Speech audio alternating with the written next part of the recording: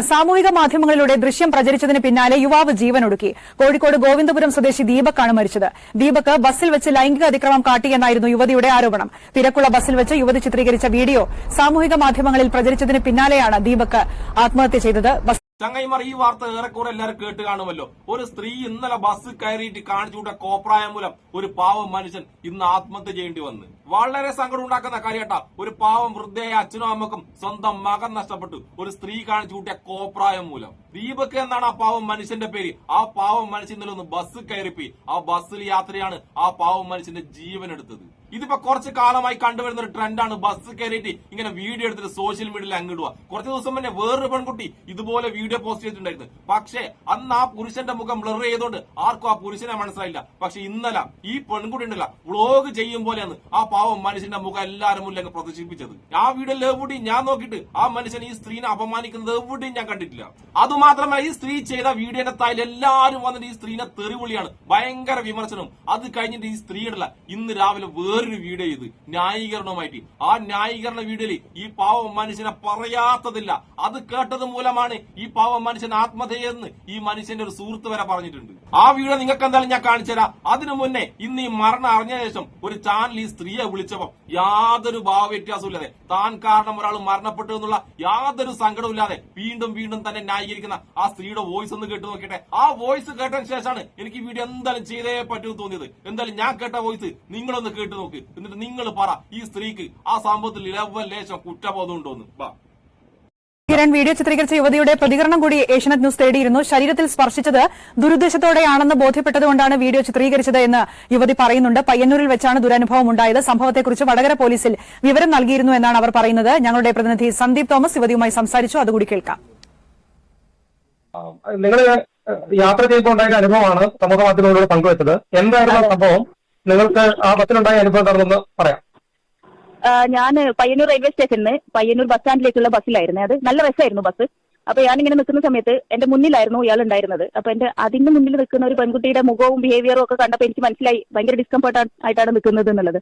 അയാൾ അങ്ങനെ ഒട്ടിപ്പിടിച്ചോണ്ടാണ് നിൽക്കുന്നത്. നമുക്ക് മനസ്സിലാവും കാണുമ്പോൾ തന്നെ. അപ്പൊ ഞാൻ ഒന്നും ചോദിച്ചില്ല. ഞാൻ ഫോണിൽ വീഡിയോ ഓൺ ചെയ്തിട്ട് ഇങ്ങനെ പിടിച്ചു. അയാൾ കാണുന്ന പോലെ തന്നെ സെൽഫി വീഡിയോ ഓൺ ചെയ്ത് പിടിച്ചു.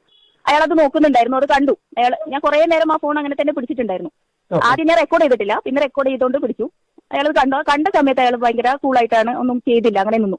അത് കഴിഞ്ഞ് കുറച്ച് കഴിഞ്ഞപ്പോൾ പിന്നെ കുറച്ച് തിരക്കൊക്കെ കഴിഞ്ഞു. പെട്ടെന്ന് ബസ് സ്റ്റാൻഡിൽ എത്തിയിട്ടുണ്ട്. ബസ് സ്റ്റാൻഡിൽ എത്തിയപ്പോൾ ഞാൻ പിന്നെ വീഡിയോ ഓൺ ചെയ്തോണ്ടിരുന്നു. കാരണം അയാൾ തൊട്ടി ഉറുമ്പി നിൽക്കാനാണ് ശ്രമിച്ചുകൊണ്ടിരിക്കുന്നത്. അപ്പോൾ വീഡിയോ ഓൺ ചെയ്ത് വെച്ചു. ആ സമയത്ത് പിന്നെ ഇറങ്ങുന്ന സമയത്ത് അയാളെ പുറകിൽ ഞാനുണ്ടായിരുന്നത്. അപ്പം നേരെ എന്റെ മേലിലേക്ക് അയാളെ കൈ ടച്ച് ചെയ്തുകൊണ്ടിരിക്കുന്നത്. അത് കറക്റ്റ് വീഡിയോയിൽ വ്യക്തമായിട്ട് കാണാം. അങ്ങനെ ചെയ്തു. അപ്പൊ അത് ഉണ്ടയാന്ന് തോന്നിയത്. നമുക്കാർക്കും അങ്ങനെ അയാൾ നിന്നെ വന്ന് മുട്ടുന്നതായിട്ട് എവിടെയും തോന്നിയിട്ടില്ല. നീ അങ്ങോട്ട് പോയിട്ട് മുട്ട് എന്ന് പറഞ്ഞതുപോലെ നമുക്ക് തോന്നിയിട്ടുള്ളൂ. നിങ്ങളൊന്ന് പറഞ്ഞാട്ടെ, ഈ സ്ത്രീയുടെ വോയിസ് കേട്ടിട്ട് എവിടെയെങ്കിലും ഒരു കുറ്റബോധം, താൻ കാരണം ഒരു നിരപരാധി മരണപ്പെട്ടു എന്നുള്ള ഒരു കുറ്റബോധം സ്ത്രീക്കുണ്ടോ? അതൊക്കെ പോട്ടെ, ഒരാൾ മരണപ്പെട്ടു എന്ന് കേൾക്കുമ്പോൾ ആ ഒരു കുറ്റബോധമോ സങ്കടമോ ആ സ്ത്രീക്കുണ്ടോ? ഒന്നുമില്ല. അപ്പൊ നിങ്ങൾ നോക്കിട്ട് ആ സ്ത്രീയുടെ മനസ്സ് എങ്ങനെയുള്ള മനസ്സാണെന്ന്. ഏതായാലും ആ സ്ത്രീ ഇന്നലെ ഇട്ട ആ ബസ്സിലുണ്ടായ സംഭവം ഏറെക്കുറെ എല്ലാവരും കണ്ടു കാണും. എന്തായാലും ആ വീഡിയോ ഞാൻ ഇവിടെ വെക്കാൻ ഉദ്ദേശിക്കുന്നില്ല. പക്ഷെ ഇന്ന് രാവിലെ ഈ സ്ത്രീ തന്നെ ന്യായീകരിച്ചുകൊണ്ട് വീണ്ടും ഇട്ട വീഡിയോ, ആ പാവം മനുഷ്യൻ മരണപ്പെടാൻ ഇടയാക്കിയ ആ വീഡിയോ നിങ്ങൾക്ക് ഞാൻ ഒന്ന് കാണിച്ചു തരാം. അതൊന്ന് നിങ്ങൾ കേട്ടു നോക്ക്. അത് കേട്ട് കഴിഞ്ഞാൽ നിങ്ങൾക്ക് മനസ്സിലാവും ഏതൊരു മനുഷ്യനും ഇമാതിരി വർത്താനം കേട്ട് കഴിഞ്ഞാൽ ആത്മഹത്യ ചെയ്തു പോകും. പിന്നെ ഇതൊരു വ്യൂസിന് വേണ്ടിയിട്ടുള്ള വീഡിയോ അല്ല കേട്ടോ. ഒരു ഗുരുതരമായിട്ടുള്ള മാനസിക സാമൂഹിക പ്രശ്നത്തിൻ്റെ വിശദീകരണമാണ്. ഇന്നലെ ഞാനൊരു പബ്ലിക് ബസ്സിൽ നിന്നുള്ളൊരു വീഡിയോ ഷെയർ ചെയ്ത്. എന്താണെന്ന് വെച്ച് കഴിഞ്ഞാൽ ഒരാൾ മനഃപൂർവ്വം എൻ്റെ ശരീരത്തിൽ സ്പർശിക്കുന്ന ഒരു വീഡിയോ. അതൊരു ആക്സിഡൻ്റ് അല്ല, ഒരു മിസ്അണ്ടർസ്റ്റാൻഡിങ്ങും അല്ല. ഇത് മേജർ സൈക്കോളജിക്കൽ ഇഷ്യൂവും സെക്ഷൽ ബൗണ്ടറി വയലേഷനുമാണ്. അതായത് കൺസെൻ്റ് ഇല്ലാതെ ഒരു മനുഷ്യൻ്റെ ശരീരത്തിൽ തൊടാൻ ആർക്കാ അവകാശമുള്ളത്? ശരിക്കും ഇത് കാണിക്കുന്നത് എന്താണെന്നറിയോ? അയാൾക്ക് അയാളുടെ ഇമ്പൾസ് കൺട്രോൾ ചെയ്യാനുള്ള ശേഷിയില്ല, മറ്റുള്ള മനുഷ്യന്മാരോടുള്ള എമ്പതി ഇല്ല. ഇതിനൊക്കെ അപ്പുറത്ത് ആരും എന്നെ ഒന്നും ചെയ്യില്ല എന്നുള്ളൊരു മറ്റേർത്ത വിചാരമില്ലേ, അതും കൊണ്ടാണ്. എന്താണെന്ന് വെച്ചാൽ ഞാൻ ഈ ഫസ്റ്റ് എൻ്റെ മുന്നിൽ നിൽക്കുന്ന ഒരു പെൺകുട്ടിക്കുള്ള ഡിസ്റ്റർബൻസ് കണ്ടിട്ട് എൻ്റെ ഫോണിൽ വീഡിയോ ഓൺ ആക്കി ഇങ്ങനെ പിടിച്ചു. ഈ വീഡിയോ ഓൺ ആക്കിയത് അയാൾ കണ്ടിട്ടുണ്ട്. അയാളത് കണ്ടുകൊണ്ടിരിക്കെ തന്നെ അയാൾ കുറച്ച് നേരം അങ്ങനെ നിന്നു, വേറെ കുഴപ്പമൊന്നുമില്ല. കുറച്ച് കഴിഞ്ഞപ്പോൾ അയാളത് പിന്നെ റിപ്പീറ്റ് ചെയ്തുകൊണ്ടിരിക്കുക. അതിന് എന്താ മനസ്സിലാക്കുന്നത്? വീഡിയോ എടുത്താലും എനിക്ക് പ്രശ്നമില്ല, എങ്ങനെയായാലും പ്രശ്നമില്ല, ഞാൻ ചെയ്യാനുള്ളത് ചെയ്തുകൊണ്ടിരിക്കുന്നുള്ളത്. ഇത് കാണിക്കുന്നത് ഇയാൾ ഇതൊരു പാറ്റേൺ ആയിട്ട് കണ്ടിന്യൂ ചെയ്യുന്നുണ്ട് എന്നുള്ളതാണ്. എന്ന് വെച്ച് കഴിഞ്ഞാൽ അയാളുടെ ബിഹേവിയറിൽ നല്ല പ്രശ്നമുണ്ട്. ഇതൊരു മെയിലിൻ്റെ നോർമൽ ബിഹേവിയർ അല്ല, ഇൻസ്റ്റിങ്ക്റ്റും അല്ല, ടെംപ്റ്റേഷനും അല്ല, പിന്നെന്താ അൺകറക്റ്റഡ് ബിഹേവിയറാണ്. സൈക്കോളജി പറയണതേ unchallenged behaviour become repeated behaviours. നമ്മൾ എന്താ ചെയ്യേണ്ടത്? ഞാൻ ഇന്നലെ ആ വീഡിയോ എടുത്ത് അയാൾക്ക് അത് പ്രശ്നമല്ല എന്ന് അയാൾ മനസ്സിലാക്കിയിട്ട് വീണ്ടും അത് റിപ്പീറ്റ് ചെയ്തത് കണ്ടിട്ട് ഞാൻ ആ വീഡിയോ പോസ്റ്റ് ചെയ്തതിൻ്റെ ഉദ്ദേശം എന്താണെന്ന് വെച്ചാൽ ഇത് മാക്സിമം ആളുകളിലേക്ക് എത്തിക്കുക. സൊസൈറ്റി അയാളെ ചോദ്യം ചെയ്യണം. അത് അയാളുടെ ചുറ്റുമുള്ള ആൾക്കാരും അയാളുടെ കുടുംബക്കാരും കാണണം. ഒരാൾ സ്വന്തം മനസാക്ഷിക്ക് മുമ്പിൽ അയാൾക്ക് ഒന്നും പ്രശ്നമില്ലാതെ നടക്കുന്ന ഒരാളാണ് എന്നുണ്ടെങ്കിൽ പിന്നെ അയാൾ മാന്യത കാണിക്കുന്നത് അയാൾ ജീവിക്കുന്ന സൊസൈറ്റിക്ക് മുമ്പിലും അയാളുടെ ചുറ്റുമുള്ള കുടുംബത്തിന് മുമ്പിലും. അപ്പോൾ ഈ കുടുംബം അത് അറിഞ്ഞു എന്നറിയുമ്പോഴും സൊസൈറ്റി അത് അറിഞ്ഞു എന്നറിയുമ്പോൾ മാത്രമാണ് ഇവർ ഈ ബിഹേവിയർ ചേഞ്ച് ചെയ്യാൻ പോകുന്നുള്ളൂ. അതാണ് ഞാൻ ആ വീഡിയോ ഷെയർ ചെയ്തതുകൊണ്ട് ഉദ്ദേശിച്ചത്. ആ സാധനം സൊസൈറ്റി നോർമലൈസ് ചെയ്യുന്നതുകൊണ്ട് എന്താ ഉണ്ടാവുന്നത് എന്ന് വെച്ച് കഴിഞ്ഞാൽ അയാൾ ഒരിക്കലും അത് ചേഞ്ച് ചെയ്യാൻ പോകുന്നില്ല. ഇങ്ങനെയാണെങ്കിലും വിക്ടിമിനെ മാത്രം ക്രൂശിക്കാനേ ഇവിടെ ആളുകളുള്ളൂ എന്ന് പറഞ്ഞിട്ട് അയാൾ അത് ആ സാധനം റിപ്പീറ്റ് ചെയ്തുകൊണ്ടേയിരിക്കും. ഇതൊരു ചെറിയ തെറ്റല്ല, ജോക്കും അല്ല, അറ്റൻഷൻ സീക്കിങ്ങും അല്ല. ഇതൊരു major psychological and social issue ആണ്.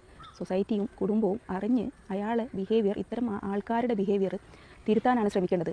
എനിക്കിപ്പോൾ ഈ വീഡിയോ കണ്ടിട്ട് ഇതിൻ്റെ റിയാക്ഷനും ഇതിൻ്റെ റെസ്പോൺസൊക്കെ കണ്ടിട്ട് തോന്നുന്നതേ ഇയാളേക്കാൾ ഭയങ്കര കൗൺസിലിംഗ് കൊടുക്കേണ്ടത് നമ്മുടെ സൊസൈറ്റിക്കാണ്.